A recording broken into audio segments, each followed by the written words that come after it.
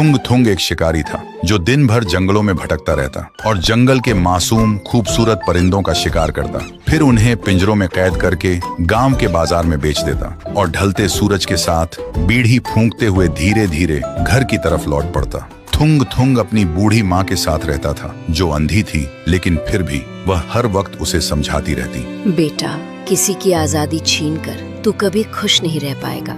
लेकिन माँ को एक बात नहीं पता थी, थुंग थुंग को उन मासूम बेजुबान परिंदों को तड़पते हुए देखकर सुकून मिलता था, इसलिए वह माँ की एक भी बात सुने बिना उन्हें घर में अकेला छोड़कर रोज जंगल चला जाता। लेकिन एक दिन थुंग थुंग जंगल के सबसे घने और सुनसान रास्ते से जा रहा था, तभी उसे रास्ते के बीच एक सुनहरे रंग का पिंजरा दिखा और उस पिंजरे के अंदर एक खूबसूरत चिड़िया कैद थी।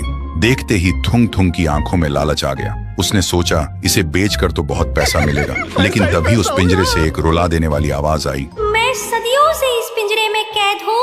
थुंग थुंग, अगर तू मुझे आजाद कर दे तो बदले में मैं तुझे एक ऐसी जादुई शक्ति दूंगी कि तू जिस भी चीज को अपने लालच भरे मन से छुएगा वो सोने में बदल जाएगी।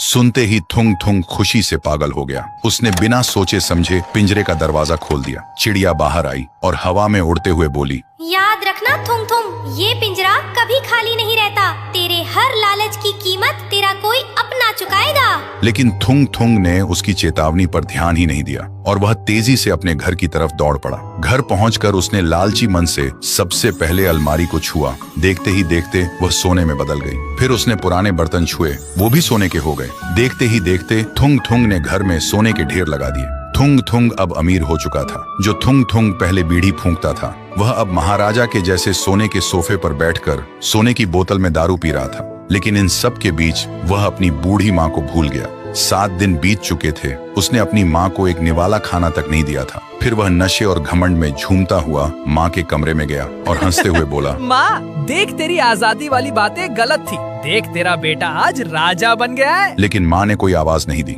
फिर थुंग थुंग ने आगे बढ़कर अपनी माँ को जैसे ही छुआ, उसकी माँ सोने की मूर्ति में बदल गई। थुंग थुंग का नशा 1 सेकंड में उतर गया। वह घबरा कर पीछे हटा और तभी उस कमरे में एक डरावनी हंसी गूंज उठी। मैंने कहा था ना थुंग थुंग, वो पिंजरा कभी खाली नहीं रहता। तेरी माँ भूख और प्यास से कब की मर चुकी थी। तूने सोने के लालच में अपनी माँ को भुला दिया और अब उनकी आत्मा हमेशा के लिए उस पिंजरे में कैद है। सुनते ही थुंग थुंग पागल हो गया। उसने रोते हुए अपने हाथ जमीन पर पटके और चिल्लाने लगा, ले ले ये शक्ति और मेरी माँ को वापस दे दे। पर जमीन पर हाथ पटके ही जमीन से होते हुए पूरा घर ही सोने में बदल गया और जमीन के अंदर धंस गया।